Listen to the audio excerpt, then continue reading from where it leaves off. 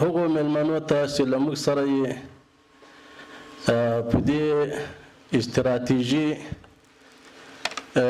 پروګرام کې برخه اخیستې ده او تکلیف یې ګاللی ده او دلته راغلي دي زموږ ادارې ته ښه راغلاست ورته وایو.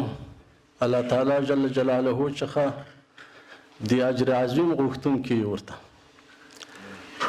واقعا چې قرآن کریم د موږ او د تاسې مامون بیهي ده او د موږ او د تاسې رهنمود او قانون ده. هغوی موږ ته رهبري کړې ده، هغوی موږ ته هدایات کړي دي.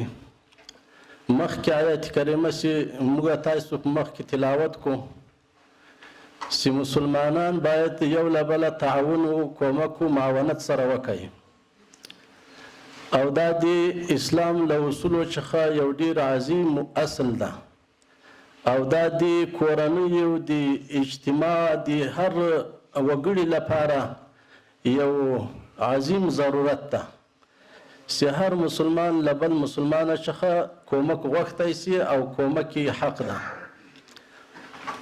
نو د دغه آیات کریمه په رڼا کې نن الحمدلله د امارت اسلامي د وزارتونو ملګري کارشناسان او پوهان راغلي دي چې دلته له موږ سره په دې کې همکاري او معاونت او کومک وکړي چې د موږ استراتیژي کې نظرونه راکړي او له موږ سره په دې پروګرام کې شریک شي.